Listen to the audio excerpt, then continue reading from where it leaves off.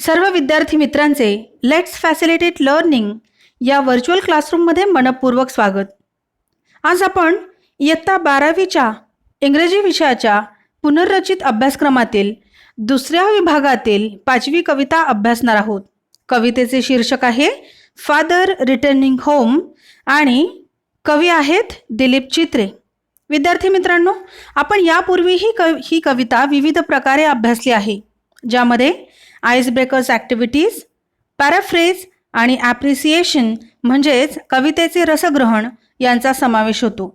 या सर्व लिंक्स तुम्हाला डिस्क्रिप्शन बॉक्समध्ये मिळू शकतील. विद्यार्थी मित्रांनो, जी कविता आज आपण अभ्यासणार आहोत ती खरे तर वडील आणि मुलगा यांच्या नात्यावर भाष्य करणारी, ते नातं एका वेगळ्या दृष्टीने समजावून सांगणारी ही कविता आहे.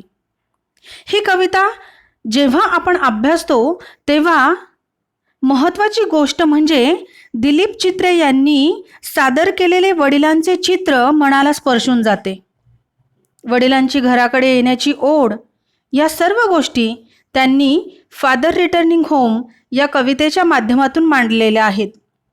विद्यार्थी मित्रांनो, जेव्हा आपण मेट्रोपॉलिटन किंवा मोठ्या शहरांचा विचार करतो, विशेषतः मुंबईसारख्या शहरांचा विचार करतो, तेव्हा या धकाधकीच्या जीवनामध्ये कसे आपले जीवनच हरवून जातो, रोजच्या आयुष्यामधील स्वारस्थ्य कसे निघून जाते, या सर्व गोष्टी दिलीप चित्रे यांनी आपल्या या कवितेमध्ये सांगितलेल्या आहेत. Let us begin with the journey. 12th English 2.5 father returning home. Dilip Chitre was a celebrated bilingual poet and translator with a remarkable work in Marathi and English. His versatile creativity extends to painting, filmmaking, and his notable contribution as a columnist also. जेव्हा आपण दिलीप चित्रे यांच्या लेखनाचा विचार करतो तेव्हा खरे तर त्यांनी ही किमया साधली होती की ते मराठीमध्ये आणि तेवढ्याच प्रभावीपणे इंग्रजीमध्ये लिखाण करत होते. त्यांच्या कविताही तेवढ्याच प्रसिद्ध होत्या आणि महत्त्वाचे म्हणजे इंग्लिशमधून मराठीमध्ये आणि मराठीमधून इंग्लिशमध्ये भाषांतरसुद्धा त्यांनी खूप छान पद्धतीने केलेले होते. त्यांची खऱ्या अर्थाने व्हर्सटाईल पर्सनॅलिटी आपल्याला सांगता येते की लेखन आणि त्यासोबतच भाषांतर, फिल्म मेकिंग यामध्ये सुद्धा त्यांनी सुंदर असं कार्य केलेलं होतं. आणि सर्वात महत्त्वाची गोष्ट म्हणजे वेगवेगळ्या मासिकांमध्ये कॉलमिस्ट म्हणून ते लेखन करत असत.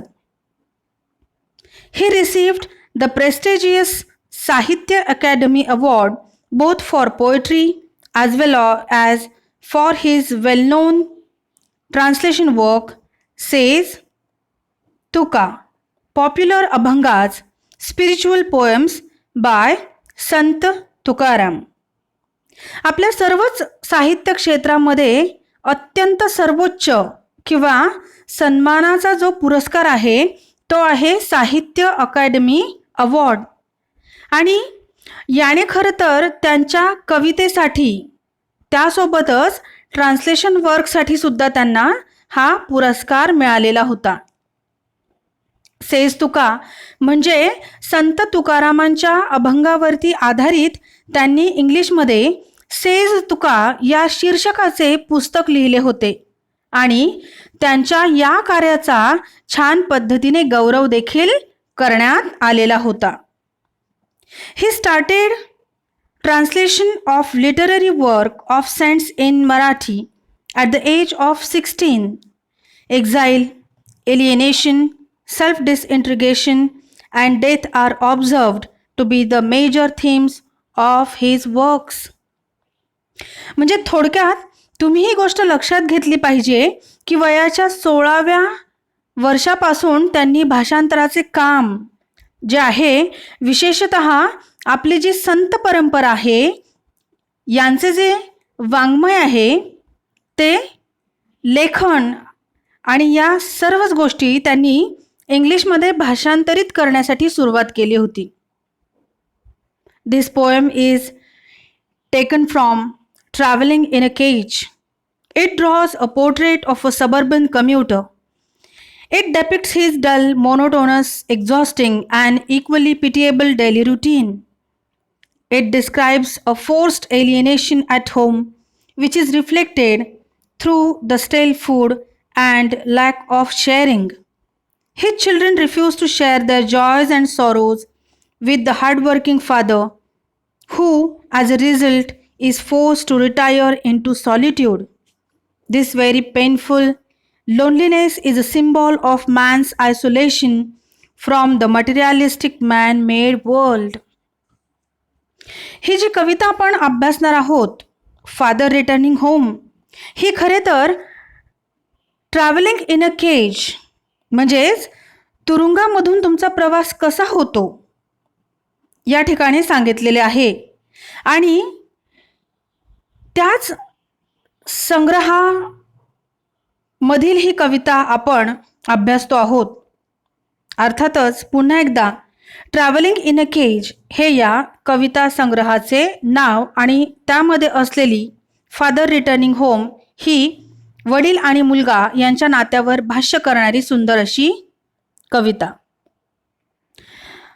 आणि या कवितेमध्ये कवींनी अशा एका सर्वसामान्य व्यक्तीचे आयुष्य वर्णन केलेले आहे की ज्यामधून त्यांचा रोजचा अगदी नीरस एकाकीपणाचं, थोडक्यात त्रासदायक आणि लोकांना दया यावी असे दैनंदिन जीवन चित्रण केलेले आहे.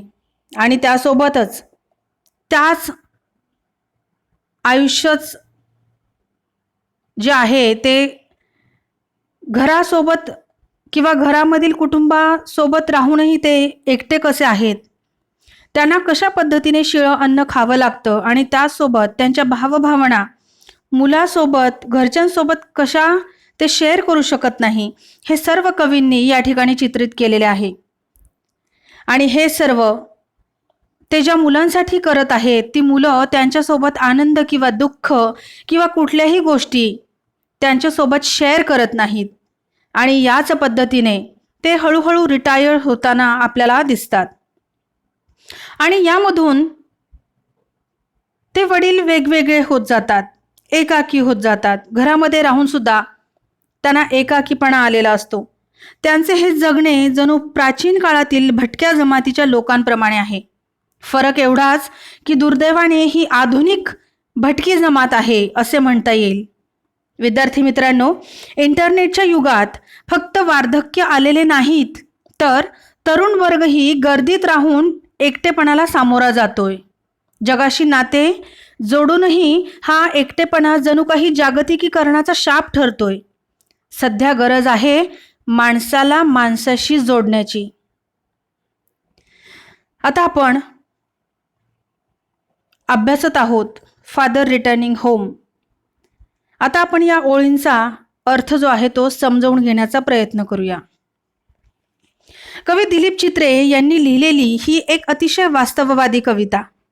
समाजातील बकाल होत चाललेल्या कौटुंबिक जीवनाचे विदारक वर्णन कवितेत दिसून येते. प्रस्तुत कवितेत चित्रे यांनी एका चाकरमानी नोकरदाराच्या दुःखद कौटुंबिक जीवनाचे वर्णन केलेले आहे. ही व्यक्ती इतर हजारो लोकांप्रमाणेच अगदी शांतपणे दमून भागून उभ्याने रेल्वेचा प्रवास करून संध्याकाळी घरी येते. घामाळलेले मळके कपडे व हातात तुटकी बॅग अशा अवस्थेत तो सायंकाळच्या वेळेला घराच्या दिशेने जायला निघतो. घरी आल्यानंतर कोणीही त्याचे स्वागत करत नाही. स्वतःच्या हाताने बनवलेल्या चहासोबतच तो शिळी चपाती खातो. आंघोळ करताना माणसांच्या या गर्दीत आपण किती एकाकी आहोत याचा तो विचार करतो. या सरत्या वयामध्ये आपल्याला मुलांचा बिलकुलही आधार नाही या विचाराने त्याचे हात कंप पावतात. या नैराश्येतच तो रेडिओ ऐकत झोपलेला आपलंसं करून घेतो. वर्तमान कितीही कठीण असला तरी माझा भविष्यकाळ सुंदर असणार आहे अशा भाबड्या आशेवरच तो जगत आहे. आता आपण कवितेच्या ओळींचा मराठीमध्ये अर्थ समजावून घेण्याचा प्रयत्न करूया. My father travels on the late evening train, standing among silent commuters in the yellow light, suburbs past his unseen eyes. His shirt and pants are soggy, and his black raincoat stained with mud, and his bag stuffed with books is falling apart. His eyes dimmed by age fade homeward through the humid monsoon night. वडील माझे railway प्रवासी, दिवस रात्र उभे, इतरांहून शांतते, गर्दीत स्तब्ध निरस उभे. शहर उपनगरे घरे बंद डोळ्या मागून पळे, सदरा आणि पायजमा भिजून चिंब ओले. डाग चिखल मातीचे काळ्या रेनकोटवर पडे, थकलेले बाहू पुस्तकांचे ओझे वाहण्यास धडपडे. मंद झाली नजर आता अस्पष्ट दिसे, ओढ मात्र घरची वाट निस्तेज भासे. कवी या ठिकाणी वर्णन करतात की माझे वडील सायंकाळी उशिरा रेल्वेने प्रवास करतात. पिवळ्या प्रकाशात मूक प्रवाशांमध्ये उभे असतात. उपनगरे त्यांच्या नकळतपणे मागे पडली. त्यांचा शर्ट आणि पॅन्ट भिजून चिंब झालेले आहेत आणि काळ्या रंगाचा रेनकोट चिखलाने डागाळलेला आहे आणि त्यांची बॅग पुस्तकांनी भरून ओसंडत आहे. त्यांचे डोळे वयानुसार अंधुक झाले आहेत. आर्द्र पावसाळ्याच्या रात्री घराच्या दिशेने ते जात आहेत. Now I can see him getting off the train like a word dropped from a long sentence. He hurries across the length of the grey platform, crosses the railway line, enters the lane. His chappals are sticky with mud, but he hurries onwards. मी बघत होतो रेल्वेमधून त्यांना उतरताना, जसा लांब वाक्यातून एखादा शब्द निखळताना. मी बघत होतो लगेच बघ कोरडा फलाट ओलांडताना, रेल्वे लाईन अरुंद गल्लीतून चालताना.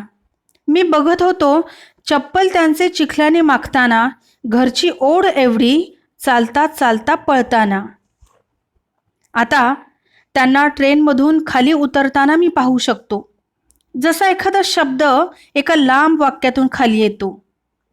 ते धूसर लांबलचक प्लॅटफॉर्मवरून घाई करत जातात. त्यांनी रेल्वे लाईन ओलांडून गल्लीमध्ये प्रवेश केला. त्यांची चप्पल चिखलाने माखलेली आहे, तरीही ते घाईघाईने पुढे जात आहेत. Home again I see him drinking weak tea, eating a stale chapati, reading a book. He goes into the toilet to contemplate man's estrangement from a man-made world. Coming out, he trembles at the sink, the cold water running over his brown hands. A few droplets cling to the graying hairs on the wrists. घरी आल्यावर पुन्हा मी त्यांना चहा पिताना बघतो. ते शिळ्या चपातीसोबत चहा घेतात व पुस्तक वाचायला लागतात. ते चिंतन करण्यासाठी शौचालयात जातात.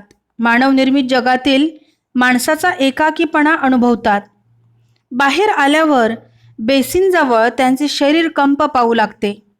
त्यांच्या तपकिरी हातांवरून थंड पाणी वाहत आहे. पाण्याचे काही थेंब त्यांच्या मनगटावरील पांढऱ्या केसांमध्ये उडलेले आहेत. विद्यार्थी मित्रांनो, या ओळी बघा किती सुंदर आहेत.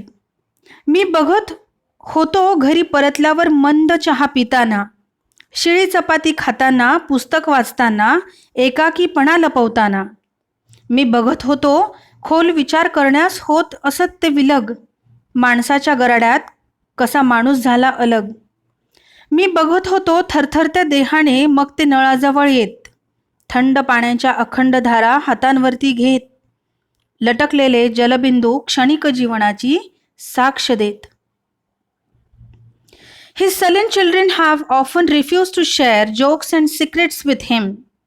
He will now go to sleep, listening to the static on the radio, dreaming of his ancestors and grandchildren, thinking of nomads entering a subcontinent through a narrow pass. संतापी मुले त्यांची कायमचा नकार असे.